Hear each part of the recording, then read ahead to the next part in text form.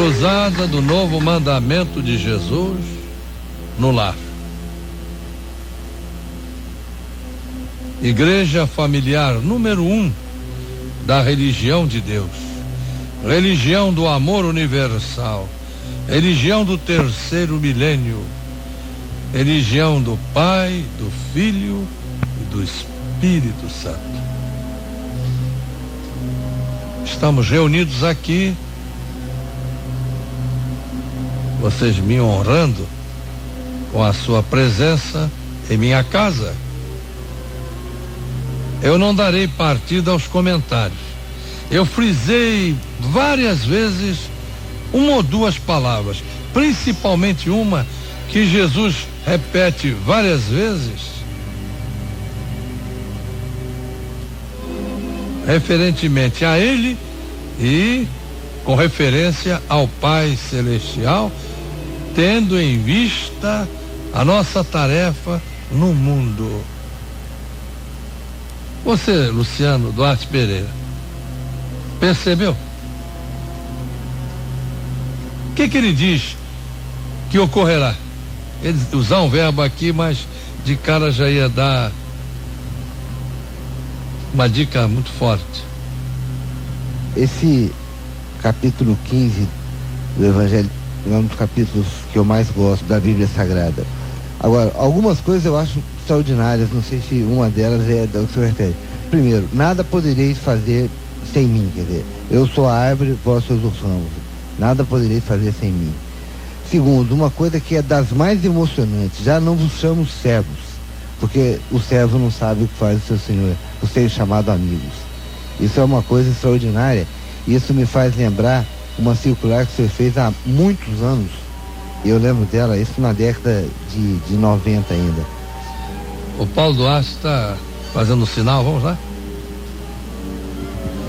Tem um trecho desse capítulo 15 do Evangelho de Jesus segundo São João, em que Jesus destaca a unidade dele com o Pai.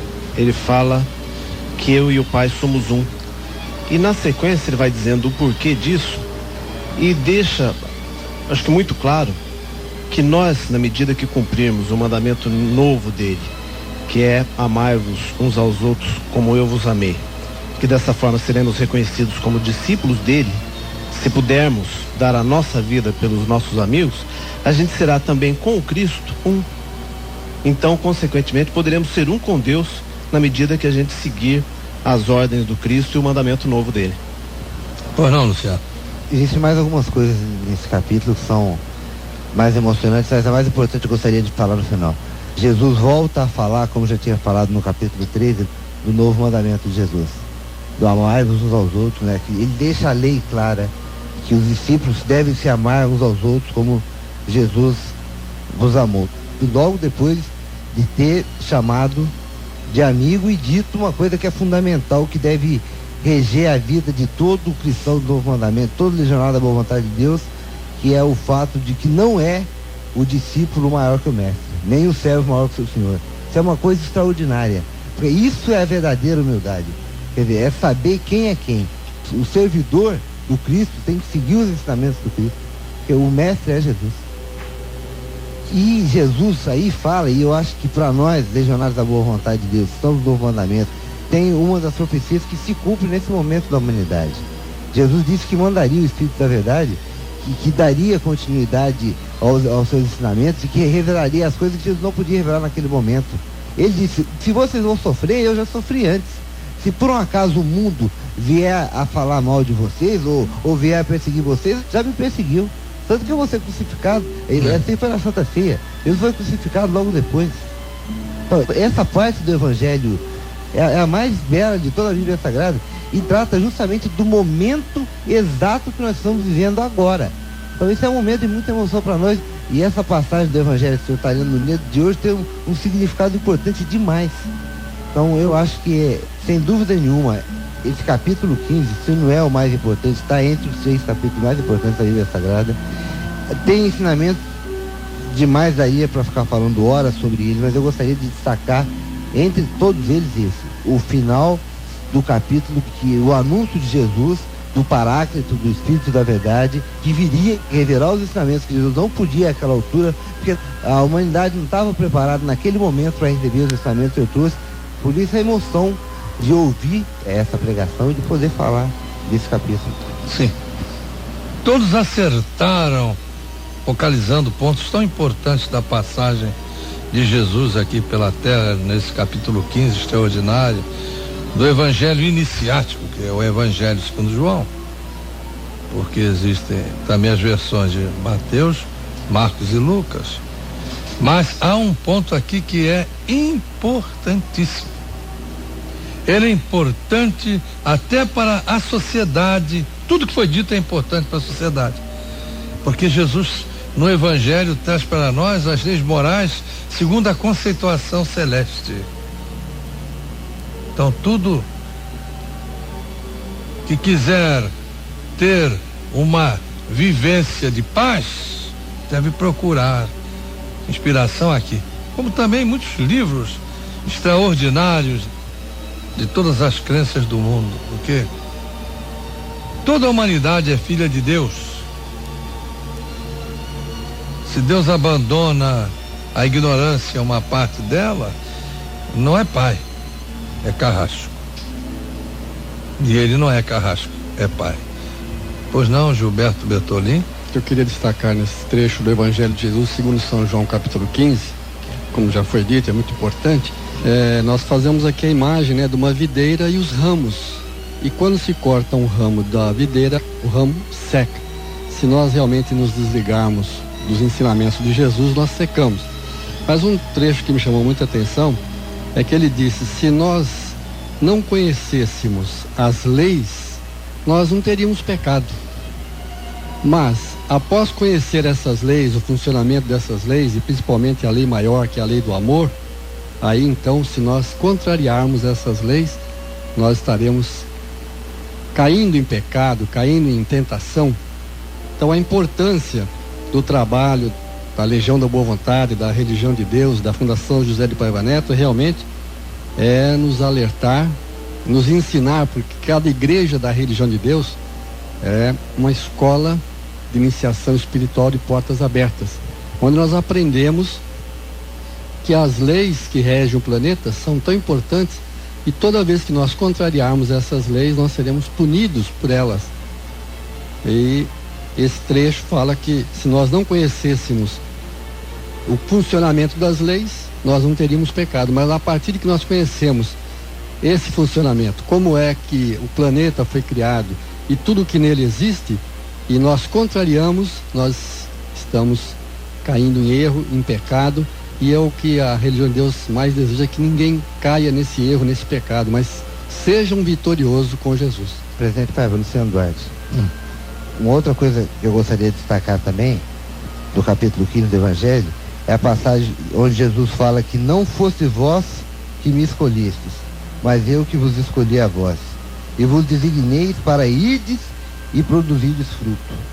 Quer dizer, que o que Jesus determina aí é exatamente isso. Jesus nos escolheu, como escolheu a toda a humanidade, quer dizer, ele veio e trouxe a mensagem para o mundo, e o que ele quer é que todos nós que ouçamos a pregação do Evangelho levemos para o mundo inteiro, e essa é exatamente a missão das instituições da Boa Vontade, levar o Evangelho de Jesus ao mundo inteiro. E levar o Evangelho em espírito e verdade, à luz do novo mandamento de Jesus. E o Apocalipse de Jesus ao mundo inteiro dessa forma significa dar o que mesmo? Então, você usou a palavra há pouco aí.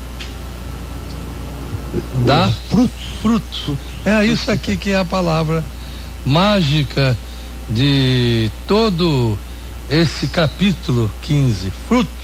Jesus fala aqui umas 4, 5, 6 vezes: fruto, fruto, que deis fruto, da minha palavra tireis o fruto. Se estiverdes ligados a mim como ramos, já que eu sou, no caso aqui, é a vinha, às vezes também há citação à árvore, devereis dar frutos, isso é essencial à sociedade. O Evangelho de Jesus é o caminho para a sociedade solidária, altruística, ecumênica. Ele fala que devemos dar frutos. Que frutos? Da violência? Não, frutos oriundos da sua palavra, que é uma palavra que liberta, que ilumina, que esclarece, que nos ensina a ser corretos, nos ensina a ser bons. E ele fala... A palavra aqui que eu estava à espera de que alguém dissesse é essa: fruto. Que ele pede é que nós demos frutos, não sejamos ociosos. E ele fala dos frutos antes dessa passagem. Logo no princípio. E ele fala logo após o novo mandamento. Ele vem do novo mandamento, fala que escolheu os discípulos e pede para dar fruto. Quer dizer, logo depois do novo mandamento. Isso é uma coisa extraordinária. Inclusive ele reflete. Qual é o paradigma? Exatamente. É o novo mandamento. Esse é o fruto que Jesus espera que seja levado ao mundo. Ele dá o exemplo que ele é a videira, né, que o Pai é viticultor, que nós somos os ramos e que sem Jesus nada somos, quer dizer, nada poderíamos fazer sem Jesus, e devemos nos amar e devemos dar frutos, que ele nos escolheu. Isso é extraordinário. É que esse capítulo é extraordinário demais, né? Cada versículo é uma lição. É uma lição. Jesus fala em frutos aqui nesse capítulo 6 vezes. Ou não, Luciano? E uma coisa que eu queria destacar, tem a ver com uma das reuniões dos lares anteriores, onde o Mário Augusto fala daquele livro do senhor administrar sobre a proteção de Deus. Eu gostaria só de dar uma palavrinha, e o senhor usa o mesmo critério de Jesus, que é a questão, só o gênio vê o óbvio, e alguém já disse isso. Nelson Rodrigues. Dramaturgo brasileiro. E Jesus consegue, no evangelho dele, com a simplicidade, porque ele falava aos simples, como o senhor pregou o evangelho, o Apocalipse aos simples de coração, com palavras simples, da forma mais simples do mundo, que era usando parábola, trazer ensinamentos que jamais alguém em toda a humanidade conseguiu trazer. Fazendo comparações. Analogia. Então, o senhor consegue falar e expressar da maneira simples conceitos administrativos que ninguém jamais trouxe. Porque o normal do ser humano, infelizmente, é complicar as coisas.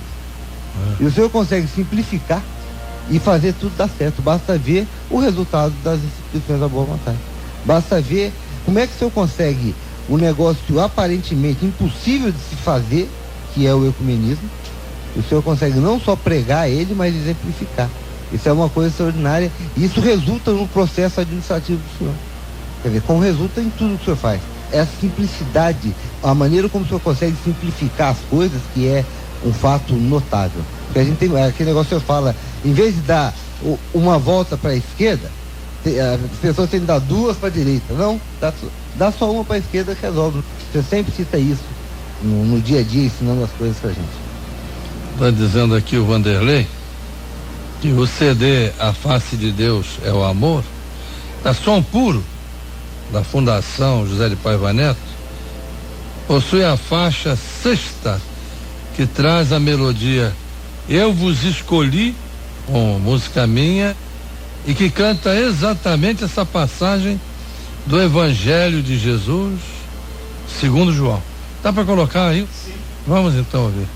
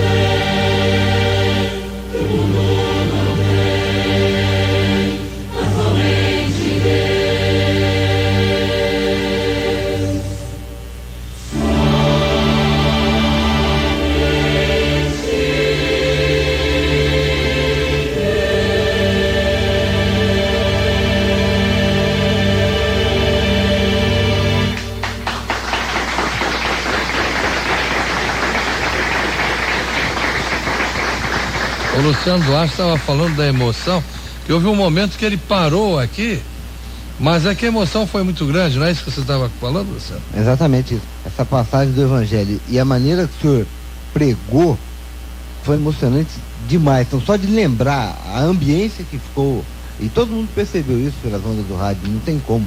O ambiente ficou tão elevado que a emoção realmente foi grande demais, né, Francisco? E esse trecho do Evangelho de Jesus segundo João, capítulo 15, quando Jesus diz que meu Pai é proclamado quando os frutos são produzidos, e assim nós somos reconhecidos como discípulos dele. Realmente é um fator de extraordinária motivação para qualquer circunstância, porque se os frutos são produzidos e, portanto, o Pai é proclamado e os discípulos pelos frutos e os discípulos são reconhecidos, significa que ninguém pode derrotar um homem desse. Um homem desse supera qualquer desafio da vida. Ele tem enquadrado nele as leis universais, que o senhor citou tão bem sobre as leis morais que o Cristo trouxe. E a regência dessas leis universais pertence a Deus, que faz o governo que o senhor até proclamou que o Cristo é o Cristo estadista. O senhor fez uma proclamação, uma das mais importantes, que entrou até para aquele Guia dos Curiosos, a proclamação do Cristo estadista. A nossa turma da Super Rede Boa Vontade de Rádio lia do Guia dos Curiosos, proclamação do Cristo estadista feita por Paiva Neto, que foi em dezembro do ano Francisco, de 1989. Fazendo uma parte da sua palavra, Gedeilson Botelho, esse homem ao qual você se referia é justamente aquele homem da validade eterna. Nosso irmão Paiva escreveu há tanto tempo do homem da validade eterna, é justamente esse que tem como bússola o Evangelho de nosso Senhor Jesus Cristo e também o seu Apocalipse, a boa nova dos tempos modernos. E é o diferencial. O homem espiritual. E é o diferencial na pregação do Evangelho, que tão bem as instituições da boa vontade de Deus realizam, e o senhor à frente comandando tudo isso, irmão Paiva, porque na verdade o Evangelho não é utilizado para oprimir ou para levar o cidadão a não pensar. A nossa pregação, não? Dentro do antissectarismo, dentro do ecumenismo irrestrito e total, que o senhor proclama com o Parlamundi aberto para que todos se manifestem, tudo aquilo que tem de bom, porque na verdade a nivelação é feita pelas virtudes dos seres humanos e dos seus pensamentos. O Evangelho ele passa a ser iluminado realmente, porque é tirado o véu da letra. O senhor consegue fazer com que o Evangelho passe a ser realmente uma espécie de constituição de vida para as pessoas, porque infelizmente hoje muitos deixam de ler o Evangelho ou até fogem, porque tem tanto receio do medo que muitos acabam colocando nas pessoas. Mas quando vem esse Evangelho libertador que a religião de Deus traz na pregação vitoriosa do Senhor, a gente tem que realmente entrar nessa sintonia. Eu comentava há pouco aqui nos bastidores que quando o senhor lia o Evangelho, a ambiência que foi se formando dentro aqui no gabinete da presidência realmente foi algo extraordinário. A gente começou a sentir uma leveza no ar. É como nós sabemos aí a manifestação de todos esses espíritos ligados ao Evangelho, que vem assessorar, que vem iluminar, que vem criar uma condição. Essas almas benditas, anjos guardiães. Que o senhor tanto luta para que isso se estabeleça na sociedade. Sim. Quando o senhor falava, o senhor desafiava aqui o grupo perguntando qual era a palavra, que era repetida várias vezes, o senhor disse que é para a sociedade, serve Sim. para a sociedade. Se não houver frutos de uma pregação da moral celeste, não moralista, o camarada que acusa o outro e faz pior. Sim. Esse é o hipócrita, né? Mas da moral celeste, aí haverá a cultura de paz que há tanto tempo pregamos e a sociedade solidária, altruística, ecumênica. Ela tem que ter um paradigma. Sim. Não pode ser de ideologias às quais eu respeito, mas que prometeram muito e fizeram muito pouco. Não é isso mesmo? É verdade. Ou então, quando aplicadas, proclamando trazer liberdade, no final acabaram superlotando cadeias. Não é isso mesmo? Realmente. Mas isso aqui levanta o quê, Paulo Duarte? Há pouco você falava que faz o Evangelho de Jesus, principalmente aqui no caso que estamos ouvindo, nesse capítulo 15, em que ele dá continuação às últimas instruções aos discípulos. São dois aspectos muito importantes. Um deles, o senhor já destacou, a citação dele da multiplicação dos frutos, para que se dê frutos. Isso é importante, tanto no Evangelho, que se dê frutos a partir da pregação, enfim, mas também que se dê frutos na sociedade, tudo que é bom na sociedade, não que se dê fruto de porcaria, a multiplicação da porcaria. É o que tem acontecido pelo mundo. Constantemente. Nos ameaçando até a sobrevivência, o que vem ocorrendo com o próprio clima. Alguns dizem que isso seria de esperar, porque há essas passagens de tantos em tantos milênios, mas não precisa ter uma inteligência notável para se entender que está se jogando muito gás assassino no ar. Agora já estão considerando que realmente aumenta a alergia, afeta isso, afeta aquilo.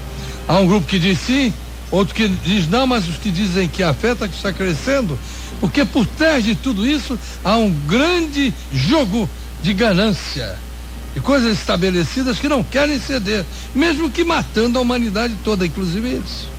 A coisa está tão séria que até o Pentágono está fazendo um estudo agora, Sim. constatando que o que Jesus dizia lá há 2000 anos está ocorrendo. Sim. Com a destruição da humanidade agora, né? Do planeta. Né? Grande tribulação.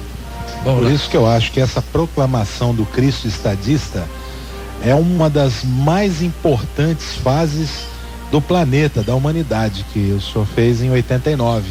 Porque aqui o senhor fala sobre um poder legítimo que realmente interfere para melhor na vida de toda a humanidade.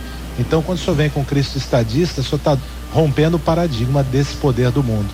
É um novo paradigma, que ele vem de cima para baixo, ele não está ainda estabelecido na terra, mas é possível estabelecê-lo quando se vai nessa profundidade que o senhor foi do Evangelho, fazendo com que todos pensem sobre os frutos, que são o resultado das boas obras. Quer falar uma coisa, Márcio? Eu queria completar aquele trecho, que é quando Jesus, no seu Evangelho, descrito por João no capítulo 15, fala que ele escolheu a cada um de nós.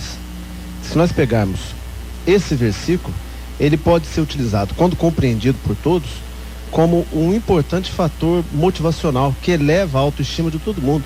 Se Jesus escolheu a nós antes que nós escolhêssemos a ele está confiando na nossa capacidade, no nosso esforço, e a partir daí a gente é capaz de enfrentar qualquer tarefa, de desempenhar qualquer atividade, porque temos a confiança do próprio Cristo, que é quem criou o planeta, quem criou a cada um de nós, que acompanha a nossa vida em todas as encarnações sucessivas. Se nós temos essa confiança dele e o fato dele ter nos escolhido, nós somos capazes de realizar qualquer coisa, especialmente nas obras do próprio Cristo, como são as instituições da boa vontade. Isso mostra, irmão Pablo, o tamanho da nossa responsabilidade. Jesus escolhendo a nós, ele dando a oportunidade da gente trabalhar, de nós cumprirmos aqui a nossa agenda espiritual, a quem mais foi dado, mais será cobrado, mais será exigido. Então mostra que o nosso compromisso é com ele, é muito grande, e que nada nessa vida justifica o não cumprir a tarefa, aquilo que viemos fazer aqui na terra. Isso nos ensina sempre a questão do Evangelho, como que é importante na nossa vida, e que nós devemos sempre ler, em qualquer situação, seja numa reunião administrativa, às vezes para se resolver um problema. A simples leitura em si do Evangelho, o Senhor nos ensina que ela já melhora o ambiente, como aconteceu aqui hoje, que o irmão Francisco comentou aqui até. Foi realmente um ambiente de paz, aliás sempre é, mas quando o senhor fez a leitura, isso, a leitura do Evangelho mudou realmente o ambiente, ficou ainda mais elevado. Então o senhor nos ensina isso, sempre vocês leiam o Evangelho, não só nas reuniões públicas, mas nas administrativas, às vezes para buscar a inspiração para se resolver um problema, que ela traz a presença dos Espíritos de Deus, e aí o ambiente se torna favorável e a gente vai conseguindo ter sucesso na vida. Bem, eu gostaria de prosseguir, mas os carrascos do tempo ali estão chamando a atenção e ele está passando. Mas haverá sempre oportunidade. Na Super Rede Boa Vontade Rádio está no ar o Apocalipse. Viremos sempre também com o Evangelho, mas todos se manifestando. É claro que seria impossível nesta cruzada do novo mandamento no lar, na igreja familiar número 1 da presidência da religião de Deus, a manifestação de todos de uma vez. Mas isso é bom, significa que o tema é rico, não somente rico, divino. Pai nosso que estás no céu, santificado seja o vosso nome. Venha a nós o vosso reino, seja feita a vossa vontade, assim na terra como no céu. O pão nosso de cada dia dai-nos hoje. Perdoai as nossas dívidas, assim como nós perdoarmos aos nossos devedores.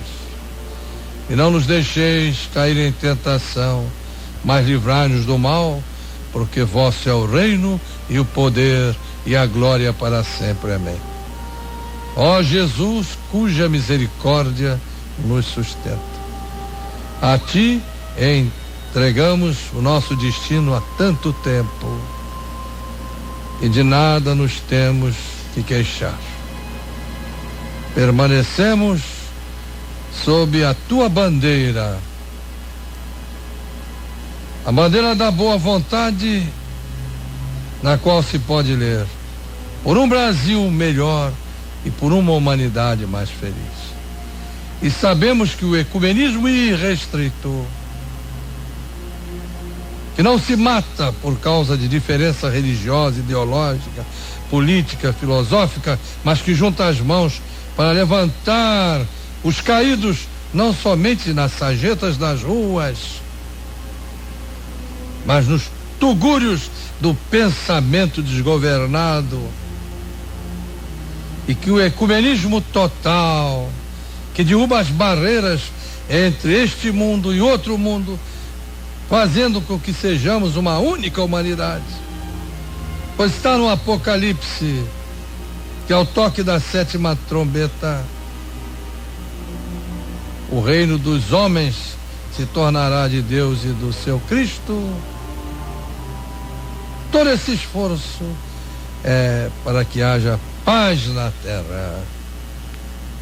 Somos pequenos, nosso esforço pode ser modesto, mas é realizado de todo o coração. E de coração, cada um de nós vai te fazer, divino amigo, um pedido que somente a tua bondade podemos elevar.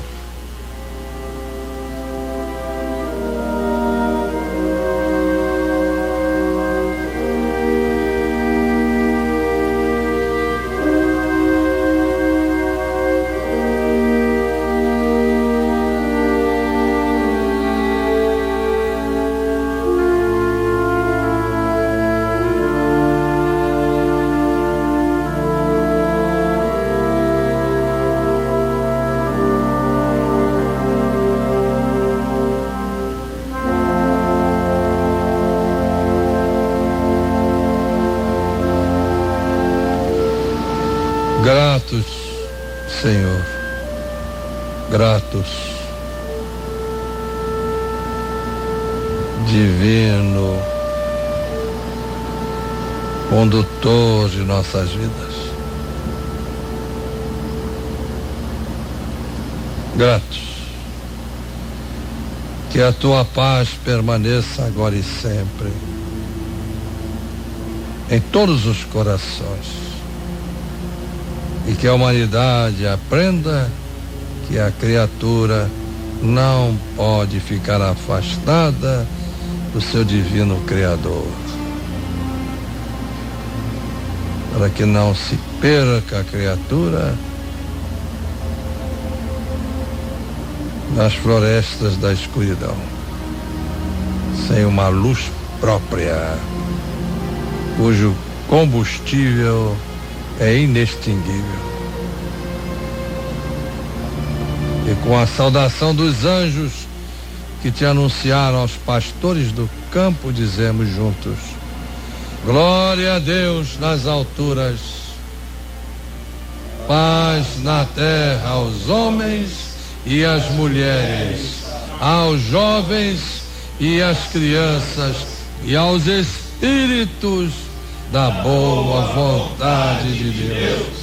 Quem confia em Jesus não perde o seu tempo, porque Ele é o grande amigo que não abandona amigo no meio do caminho. E em qualquer circunstância, por mais difícil que seja, pensemos logo em Jesus. E Ele, como diz aqui no seu Evangelho, segundo João, virá imediatamente em nosso socorro, porque diz aqui Jesus: se pedirdes ao Pai em meu nome, desde que cumprais o que eu vos tenho ensinado, Ele atenderá ao vosso pedido. Deus está presente e viva Jesus, o Cristo estadista que já vem em nossos corações para sempre.